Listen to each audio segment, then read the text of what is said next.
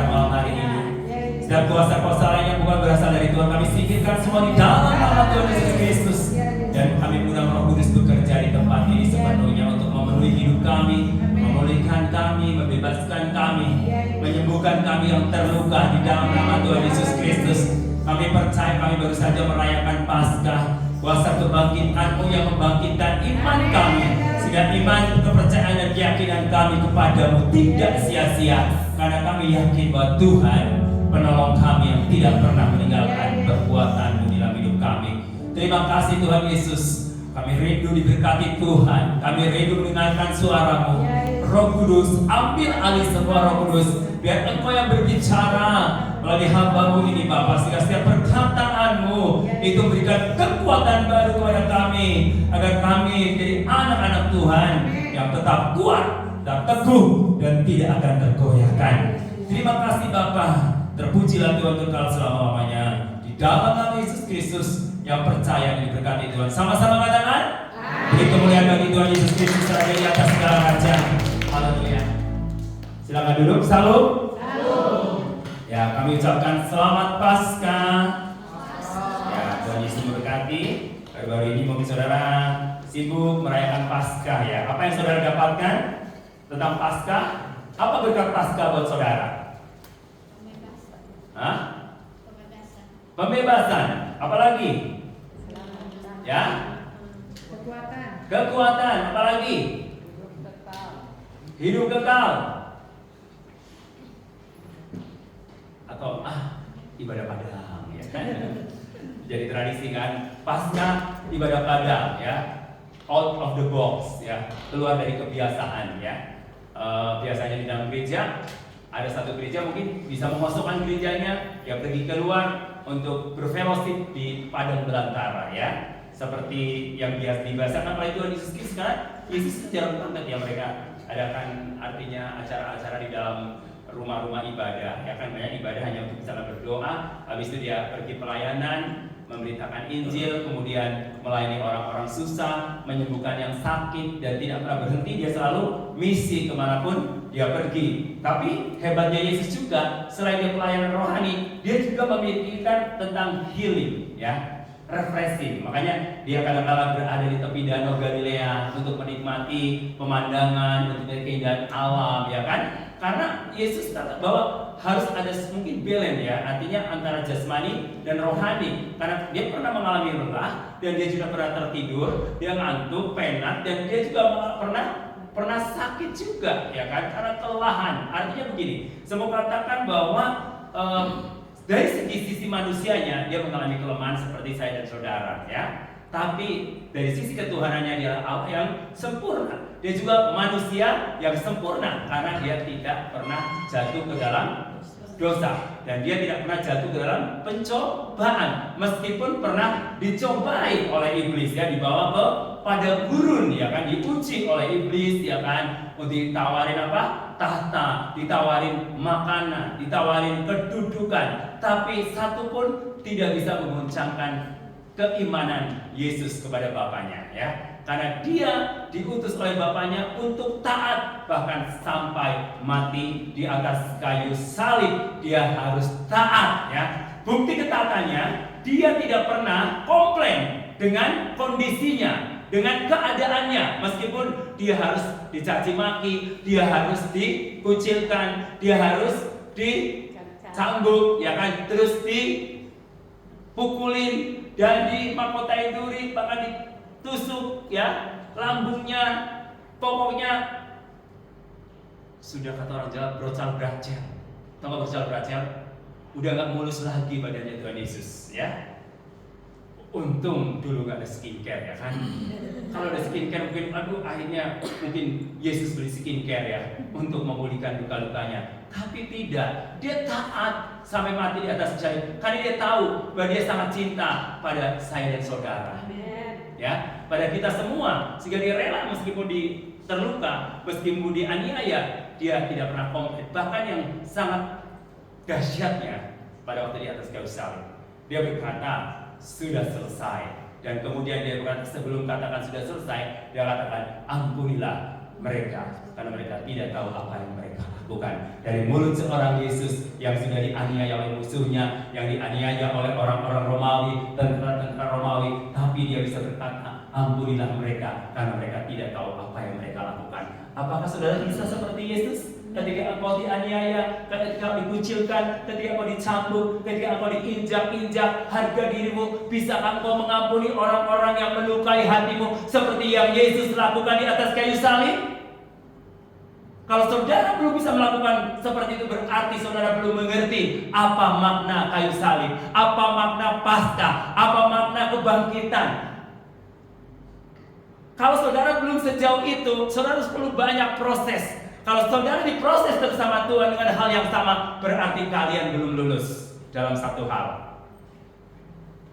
Contohnya, kalau saudara pada waktu kelas 1 SD masih membaca A, I, U, E, O, ya kan? Atau ini Budi, ini Bapak Budi, zaman dulu ya. Sekarang masih ada nggak? Hah? Pada waktu awal baca, sudah tidak ya? Terus, kalau saudara tidak lulus itu, pasti saudara akan tetap tinggal di kelas 1, diuji dengan soal yang sama. Karena kalian tidak mampu untuk menyelesaikan ujian di kelas 1, saudara akan tinggal kelas. Kenapa? Karena belum layak, belum naik level. Maka itu kenapa ujian itu berulang-ulang. Mungkin kok Tuhan kenapa ujian terus berulang-ulang? Karena kalian belum lulus. Ya, belum lulus.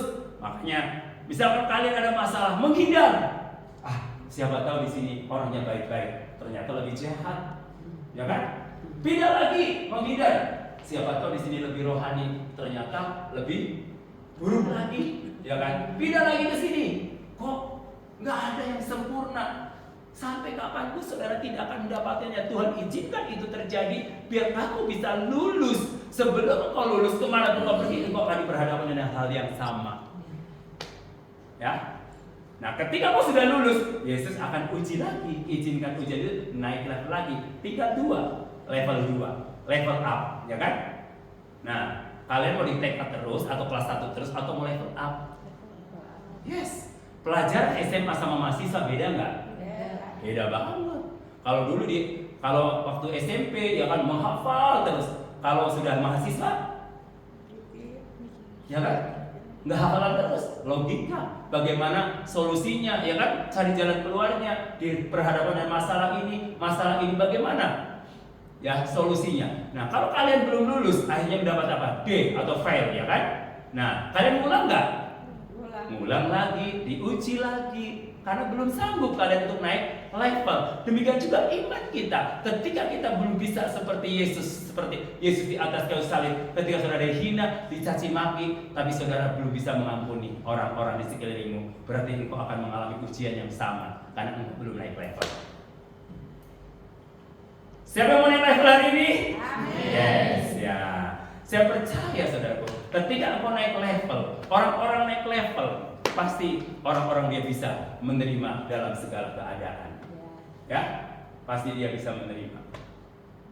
Makanya hari-hari ini ya kita lihat, wah persidangan MK, enggak, ya kan? MK untuk sengketa pilpres, karena nggak puas ini kalah, nggak mau ngalah, ya kan? Merasa mau menang. Nah, kenapa? Karena belum level, belum lulus ujiannya, ya. Terus yang ini lagi ribut lagi, ya kan? Belum naik level, belum layak untuk menjadi pemimpin. Nah, itulah sifatnya seperti itu. Nah, saya mau katakan, saudara, jika saudara tidak mampu seperti Yesus, berarti level kalian harus naik terus dan siap untuk mengalami ujian yang sama. Ya, ujian yang dari Tuhan itu selalu variatif. Tapi kalau saudara belum lulus, ujiannya itu akan tetap sama di level yang sama. Jadi kalau kalian, kok kenapa ya? Kok ada masalah ini terus? Di sini begini, di sini sama juga. Berarti kalian belum lulus. Ya, jadi harus siap naik level. Nah, saudara yang terkasih dalam Tuhan Yesus Kristus, apa makna kebangkitan sebenarnya buat hidup kita, hidup saya dan saudara? Ya, mari kita buka Alkitab kita di dalam 1 Korintus 15 ayat 17 ya. 1 Korintus 15 ayat 17. Saya akan bacakan. Dan jika Kristus tidak dibangkitkan, maka sia-sialah kepercayaan kamu dan kamu masih hidup di dalam dosamu. Jadi kuasa kebangkitan Yesus Kristus ya. Kalau Yesus itu dikubur, terus kemudian dia tidak bangkit, sangat percuma. kita ikut Tuhan Yesus Kristus. Sangat percuma kita menjadi orang Kristen. Buat apa? Ya kan, kelompok misalkan Papua identik dengan Kristen, tapi Yesus gak bangkit. Buat apa saya percaya Yesus? Udah dikatakan minoritas, ya kan, dikucilkan dan tidak mendapatkan posisi di dalam dunia ini, tapi Yesus gak bangkit. Kan semuanya sia-sia, percuma. Lebih baik kita gak usah percaya kepada Yesus Kristus, biar banyak temennya. Ya, mengerti sampai di sini? Ya. Pada waktu Yesus dikuburkan, ya kan, tentara Romawi terus kuburkan di kuburan di Israel itu nggak seperti di Indonesia, ya kan? Di Indonesia kan kuburannya digali tanah, ya kan? Nah, yang salah satu yang mencontoh Israel itu adalah Toraja, ya kan? Kuburannya dimasuki ke gua-gua, ya, gua. Nah, itu di yang Yusuf Arimatea menyediakan kebun, ya. Kaya ya, kebun. Pasti ke orang kaya, nggak mungkin dong punya kebun ya, kayak orang Batak kan kaya-kaya. Serius loh, aku baru dari Toba itu setiap ladang ada kuburan. Ya. Orang Batak itu jarang banget di kuburan rame-rame, satu lubang rame-rame kagak, saudara. Orang Batak satu kebun satu, ya kan? Satu kebun satu. Jadi setiap saya pergi ke sini kuburan, ya. Tapi satu kuburan, satu makam luas banget itu loh. Ya, jadi ternyata mungkin bapak ibunya, ya kan. Tuh saya tanya kenapa sih? Supaya nanti anak cucunya nggak akan jual. Salah satunya itu. Tapi kalau yang nekat jual ya tetap jual, ya kan. Namanya duit ya. Dan saya yang paling banget tentang orang mati itu adalah orang Batak sama orang Toraja, ya kan. Dia rela mengorbankan banyak uang untuk hanya memindahkan tulang-tulang, betul nggak? Ya kan, betul Pak? Ya, pokoknya sampai harus acara dan sebagainya, ya, begitu luar biasanya, ya kan? Cuma kadang-kadang kebalik, waktu hidup disia-siakan, ya kan? Waktu hidup disia-siakan, waktu mati dihormati, udah telat, gitu kan? Intinya seperti itu, nggak salah, tapi ingat waktu hidup itu harus utama, karena kita orang Kristen. Bukan berarti kita nggak boleh ada adat, boleh, ya kan? Tapi harus ketika hidup, kan kekristenan itu tidak melarang adat juga. Jadi kalau adat itu melanggar kebenaran firman Tuhan baru kita larang, ya kan?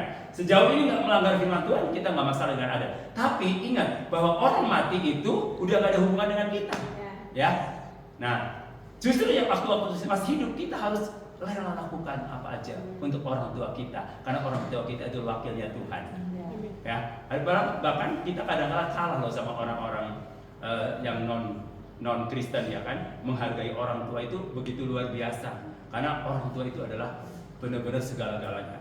Jadi kalau nggak ada orang tua maka tidak akan ada kita, dan kita tidak bisa sampai hari ini kalau tidak ada orang tua.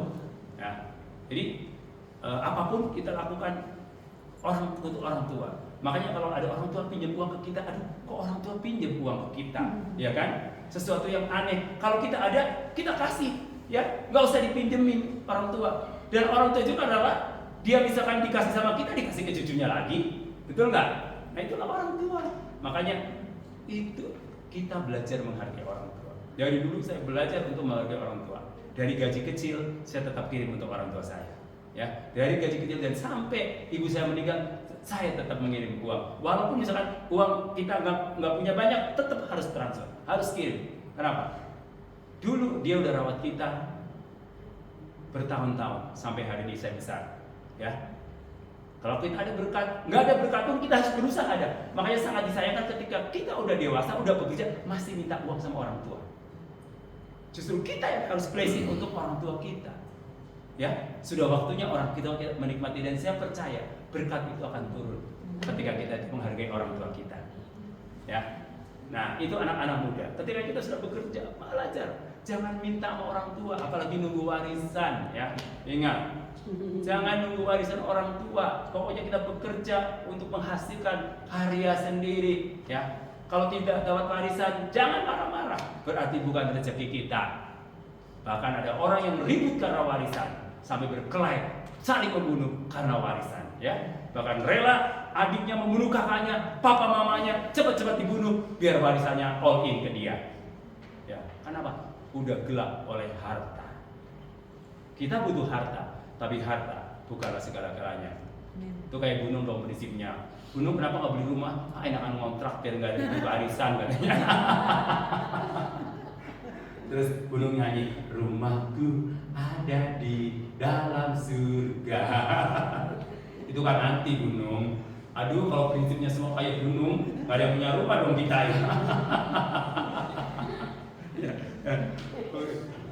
Gunung suruh beli rumah katanya, enggak enakan ngontrak gitu. Kalau beli rumah nanti kata gunung takutnya nanti ribut warisan anak-anak. Nah, jadi ketika Yesus tidak bangkit, iman percaya kita tidak akan sia-sia, nggak ada artinya, ya, nggak ada artinya. Kamu menjadi anak Tuhan nggak ada artinya ketika Yesus nggak bangkit. Mengerti sampai di sini nih ya? Coba anak-anak panti nih ya, kalau doa ya, fokus ya, fokus ya, ingat ya. Kalian datang ke sini untuk doa, untuk dengerin firman dan firman itu lakukan. Jangan telinga ini keluar telinga sono, ya kan? Jangan heran, ya kan? Itu bukan saya, Tuhan, karena ini firman kebenaran ya. Saya berharap kita semua ketika dapat sesuatu responi menjadi rema, bukan hanya logos ya, tapi rema artinya menjadi firman di dalam hidup kita, sehingga kita itu bisa hidup karena firman. Kita bisa hidup karena firman. Dan saya mau katakan begini, kalau kamu hidup tidak belajar dari firman, apalagi dalam dunia zaman sekarang ini, kamu akan menderita. Kamu akan sengsara kalau hanya mengandalkan kekuatan sendiri. Karena apa? Tuhan katakan terkutuklah orang yang mengandalkan manusia, diberkati orang yang mengandalkan Tuhan. Sampai hari ini saya bisa berdiri, mungkin saya bisa pelayanan ke sana ke sini, itu tidak mengandalkan kekuatan sendiri. Bukan berarti saya banyak uang, tidak. Pada waktu saya pergi ke Manado, uang saya nggak banyak. Pokoknya pergi aja, ya kan? Pergi. Tuhan cukupkan. Terus kemudian saya pergi ke Toba, saya udah berdoa 3 tahun pergi ke Toba, perindukan Toba. Tuhan, aku ingin ke sana. Saya ajak, lihat tiket murah, ya kan? 800.000. Langsung saya beli, gitu. Istri saya, kenapa? Kok udah dibeli? Kan takutnya saya kayak, udah tinggal di refund aja sebenarnya gitu. Gitu aja kok repot ya kan? Hidup itu kan simpel, pokoknya beli, udah siapin, ya kan? Artinya iman, tindakan, dan hidup oleh perkataan firman. Memang seringkali kita khawatir, tapi kita ingat firman. Dan makanya kalian kalau datang doa, dengerin firman, itu harus ingat, perkatakan dalam hidupmu. Bukan hanya kita datang untuk memenuhi bangku, enggak. Ya, Tuhan enggak suka itu. Tapi Tuhan mau firman yang kita terima, kita renungkan, dan kita lakukan. Itu yang akan menghasilkan sesuatu yang luar biasa. Ya, jadi belajar untuk melakukan firman, anak-anak ya, anak-anak muda. Setelah keluar dari sini, artinya kalian keluar dari kota Sukabumi, kalian tetap melayani Tuhan dimanapun saja berada. Bukan karena di dalam jaringan doa saja, tapi dimanapun saja berada. Tujuannya untuk itu. Kenapa? Kalian nanti akan pulang ke rumah kampung kalian masing-masing. Kalian akan jadi berkat. Ketika kalian melihat ketidakberesan dalam gerejamu, di mana kamu berada, kamu terapkan. Biar ada satu transformasi terjadi. Ada titik terang yang datang ke kota Nias, ke daerah Nias. Kalian-kalian yang sudah dididik di kota Sukabumi, biar kembali ke sana dan kau bisa mentransformasi gereja-gereja di sana, ya kan? Sehingga gereja-gereja yang tadinya hidup suram-suram kuku, ya, hidup tidak memuliakan Tuhan, kalian datang, transformasi terjadi. Nah, kalau semua anak-anak Tuhan berfungsi itu, saya percaya gereja itu akan bangkit, gereja itu akan hidup, ya. Nggak ada istilahnya gereja suram-suram kuku, gereja yang mau mati. Saya pelayanan beberapa gereja, Pak. Saya lihat gereja tadinya banyak, tiba-tiba habis. Ada yang tadinya udah 300, sekarang tinggal 40. Kemana? Bukannya bertambah, malah berkurang. Oh, karena ada buka gereja baru. Hanya kesedot orang kayanya ke sana semua. Nah, makanya ketika kita besar, kita jangan ada dalam comfort zone. Orang-orang biasa kalau sudah dalam comfort zone, udah malas worship-nya, udah malas untuk menyembahnya, ya karena comfort zone udah enak, udah malas untuk menginjilnya, udah malas untuk ngadain terobosannya, ya kan? Begitu ada problem masalah, orang kaya pada pindah, baru, aduh, kok begini ya? Tujuannya untuk apa? Supaya dia datang merendahkan diri di bawah kaki Tuhan, tetap berserah. Mau banyak jemaat atau sedikit jemaat, tetap mengandalkan Tuhan Yesus Kristus, bukan mengandalkan kehidupan orang-orang yang kita layani. Jadi sekali waktu orang kaya itu pindah diambil orang, kita tetap kuat dan melayani Tuhan.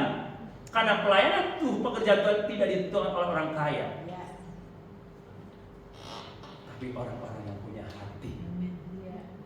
Itu ya, orang-orang yang punya hati. Terus ada ibu itu sedih, kenapa Bu? Semua orang kaya pindah. Aku bilang, ingat pekerjaan Tuhan ini, ibu harus benar-benar worship menyembah Tuhan. Biar ketika kita nama Yesus tinggikan, dia akan menarik semua orang datang kepada Yesus. Kalau Yesus tidak ditinggikan, ada harta yang ditinggikan, kekayaan yang ditinggikan, jangan harap menarik jiwa-jiwa untuk datang kepada Yesus. Mungkin dia akan datang ketika lihat keglamoran kita, kehebatan kita dan kekayaan yang kita tunjukkan, ya. Tapi tidak akan bertahan lama. Tapi kalau dengan kerendahan hati kita melayani, itu akan terus menerus dan banyak jiwa yang dimenangkan. Gereja di daerah, aduh, anak-anak muda belum banyak, sekarang udah jadi mahasiswa, jadi dia berkurang. Oh, no problem. Justru di sinilah dididik dasarnya, sehingga dia menjadi mahasiswa, nanti dia akan pelayanan dimanapun saja berada. Meskipun tidak dalam satu gereja yang sama, nggak masalah. Kalau dalam satu gereja yang sama, denominasinya sama, oke. Ya puji Tuhan misalnya. Kalau nggak pun, nggak usah sedih. Artinya, yang penting dia tetap dalam pelayanan dan mengerti bahwa ketika Yesus sudah bangkit dari antara orang mati, iman percaya kita tidak sia-sia. Nah, pada waktu Yesus dikuburkan di gua, ya kan, terus kemudian ditutup dengan batu, disegel. Kenapa, saudara? Kenapa? Hah? Kenapa ditutup dengan batu, terus disegel? Ayo. Pada waktu Yesus hidup, dia bilang begini, nanti aku mati, pada hari ketiga aku, anak manusia itu akan bangkit. Nah, yang dikhawatirkan oleh tentara-tentara Romawi, nanti murid-murid Yesus bongkar itu kubur, dia curi mayatnya, terus dikatakan bangkit dari antara orang mati. Maka dari itu khusus spesial kubur Yesus ditutup dengan batu, terus disegel supaya kuat dan kekuatan manusia tidak bisa membongkar kubur itu. Bagaimana caranya? Untuk artinya biar Yesus tidak keluar atau dicuri oleh murid-muridnya. Nah, saudaraku, pagi-pagi buta, ya ibu-ibu datang, ya kan? Maria, ya, ada 3 Maria datang. Dan ternyata bengong, kubur kosong, bengong. Ibu-ibu itu bengongnya, dia mikirin Yesus bangkit atau kemana Yesus gitu. Tahu nggak dia kalau Yesus bangkit? Kenapa? Kenapa nggak tahu? Padahal Yesus sudah bilang. Lupa dia. Lupa. Seperti mungkin kita ini. Yesus sudah bicara setiap hari melalui firman-Nya. Tapi dalam menghadapi realita, lupa. Firman yang tertanam dan kita dengar itu, sehingga tidak masuk otak kita. Kayak ibu-ibu ini, ya, yang bersama dengan Yesus waktu hidup bilang, sampai malaikat tegur, hei, dia sudah nggak ada di sini. Bukankah dia pernah berkata pada waktu masih dia hidup bahwa anak manusia akan bangkit? Kenapa lu bengong? Ya kan? Kenapa lu bengong? Kalian bengong, istilah kasarnya kalau jadi. Kenapa kamu bengong? Dasar blow on gitu loh. Ibu-ibu dasar Carlota sukanya ngerumpi ya. Waktu kebaktian gak dengerin firman Tuhan. Waktu Yesus bilang nggak dicerna baik-baik, sehingga pada waktu kejadian apa yang kata oleh Yesus, dia lupa. Sering nggak kalian begitu? Ingat sih ya, ingat, tapi tetap diterjang ya. Betul ya, ingat sih, tapi tetap diterjang. Nah, ya kan? Nah itu kebiasaan seperti yang dilakukan oleh ibu-ibu atau murid-murid Yesus. Bersama-sama terus, ya kan? Bersama-sama dalam satu komunitas yang sama, hidup di dalam yayasan yang sama. Kalian belajar di kuliah yang sama, gerejanya sama juga, firmannya sama, tapi responnya beda. Nah, Makanya nggak heran, ada yang mudah stres, ya kan? Ada yang mudah putus asa, ya kan? Ada cowok diputus pacarnya, cuek aja cari lagi gitu ya. Betul nggak? Ada nggak? Nggak ada? Itu cowok yang bodoh, ya kan? Ya kalau putus pacarnya cari lagi lah, ngapain? Betul nggak? Ya iyalah.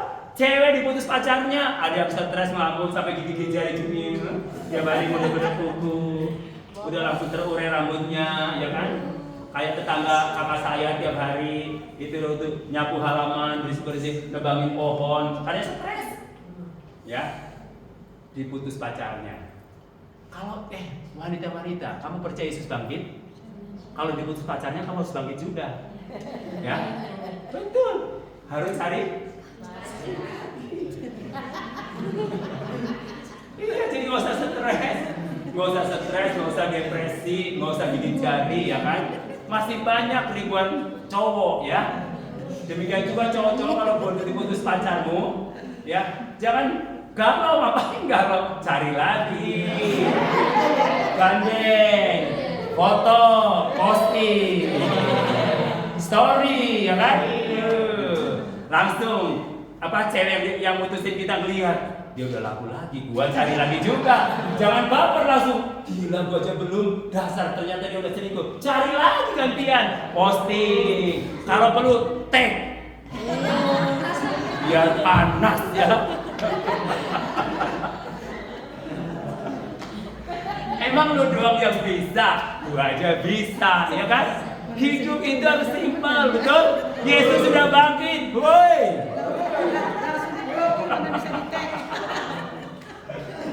Kalau dia blocking, itu masalah lo bukan gua, ya.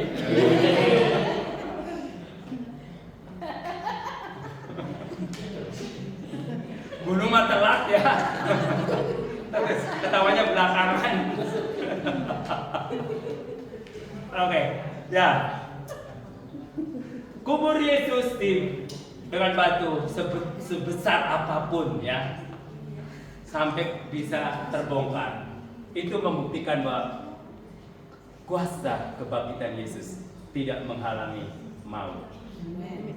Ya, kuasa kebangkitan Yesus tidak bisa terhalangi oleh maut. Dan ketika dia bangkit, maut tidak berkuasa lagi dan maut sudah kalah. Sudah keok, ya, artinya iblis sudah keok.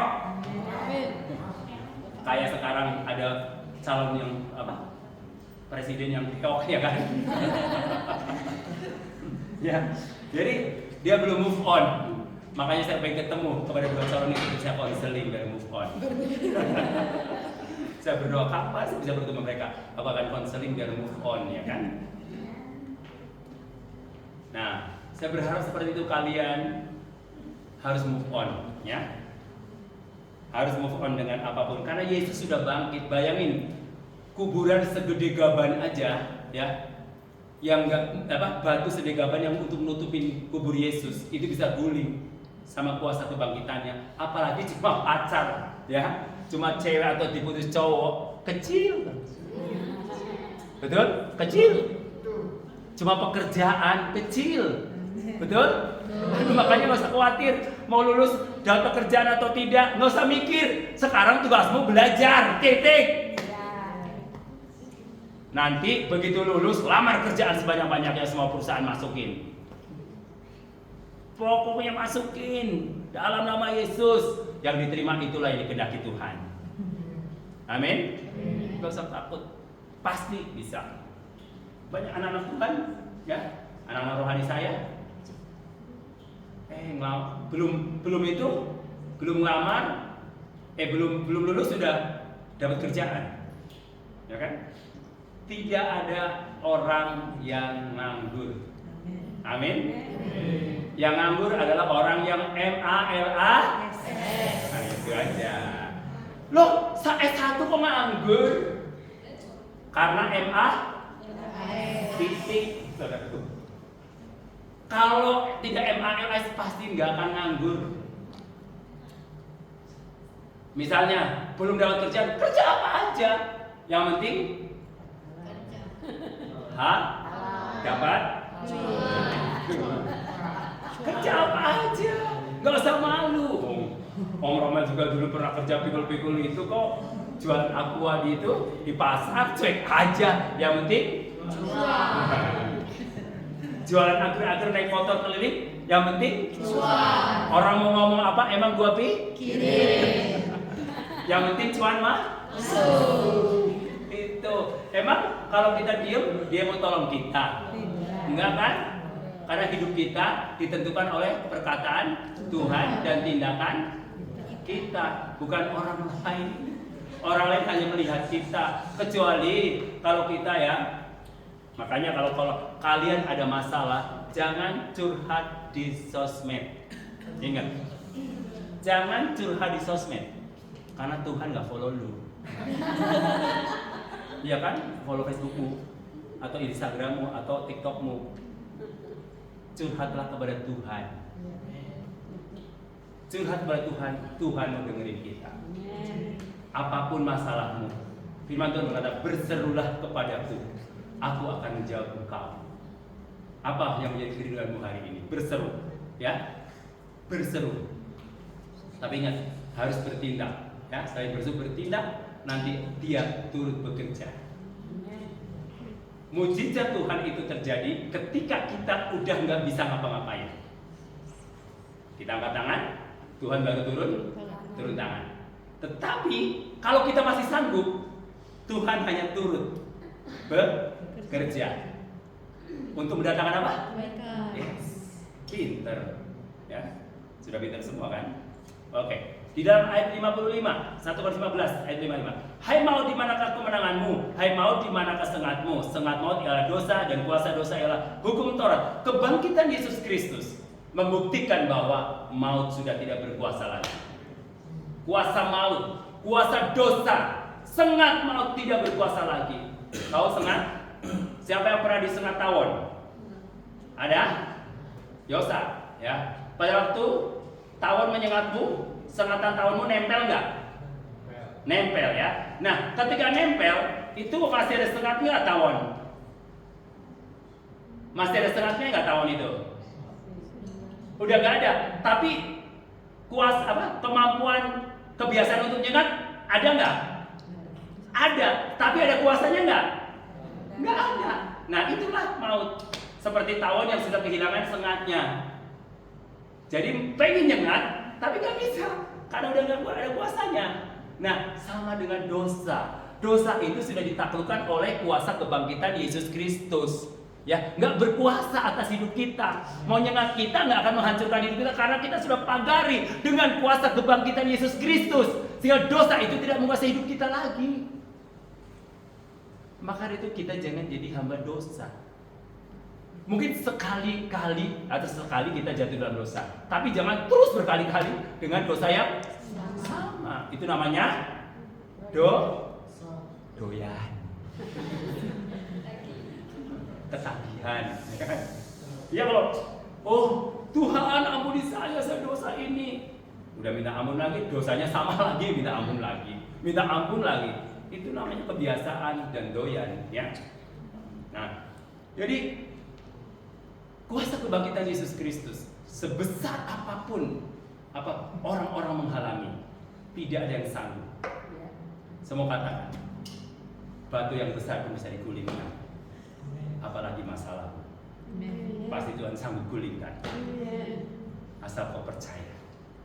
Bersama dengan Yesus, Allah sanggup melakukan perkara yang besar. Amin. Dia sanggup melakukan apa aja. Jadi saudara katakan cukup, perkatakan dengan iman dan responi kebenaran firman itu. Pokoknya kalau hidupmu meresponi kebenaran firman, pasti kau akan menang.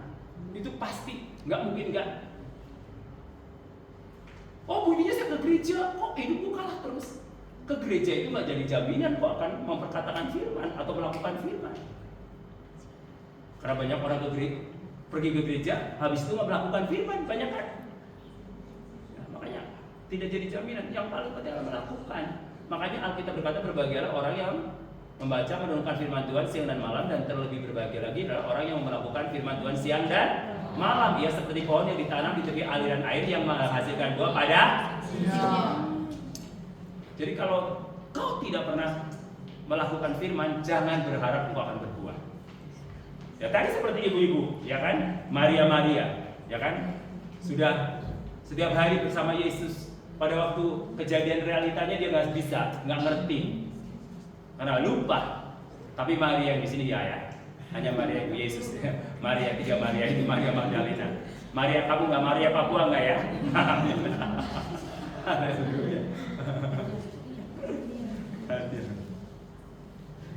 Jadi cukup Maria, 3 Maria yang ada di Alkitab. Tidak ada Maria lagi yang seperti mereka ya. Tapi untungnya mereka langsung sadar, insaf tentang perkataan Yesus. Haleluya. Kuasa kebangkitannya. Mau saya sini baterainya habis semua, ses bunda. Dia lupa dengan kuasa kebangkitannya kayaknya.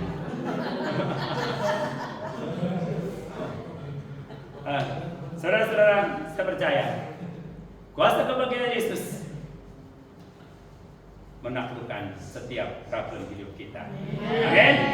Haleluya. Mari kita berdiri semua.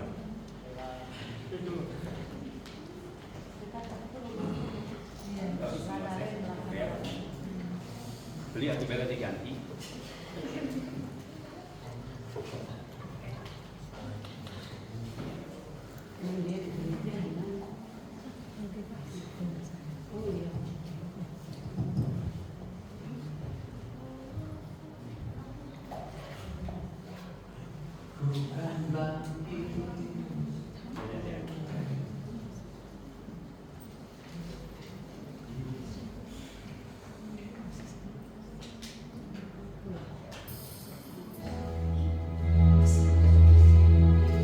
Bukan bangkit, nyatakan kemuliaannya.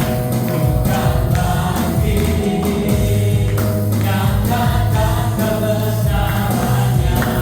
Sampai setiap lutut berteduh, semua lidah mengaku Yesus Kristus dialah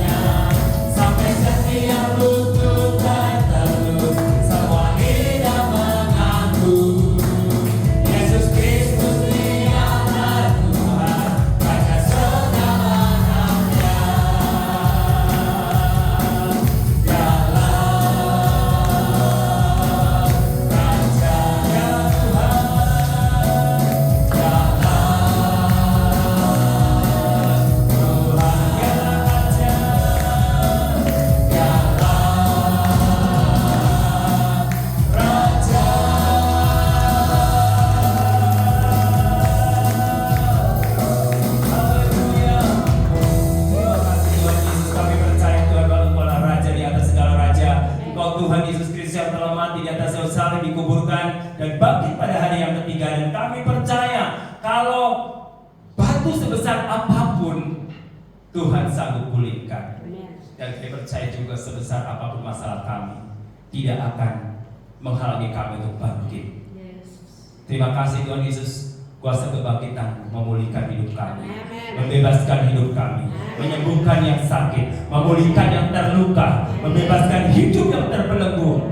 Terima kasih Tuhan Yesus, yang kami yang sakit Tuhan sudah sembuhkan, yang lemah Tuhan kuatkan, yang tidak punya masa depan Kau berikan masa depan yang terbaik. Terima kasih Tuhan, anak-anak muda biar terus bangkit untuk melayani Tuhan dimanapun saja berada, agar terus menjaga kelakuannya dengan kebenaran firman Tuhan. Terima kasih Tuhan Yesus, terima kasih Roh Kudus. Terpujilah Tuhan kekal selama-lamanya. Dalam nama Yesus Kristus kami sudah diberkati oleh kebenaran firman Tuhan, yang sudah diberkati Tuhan.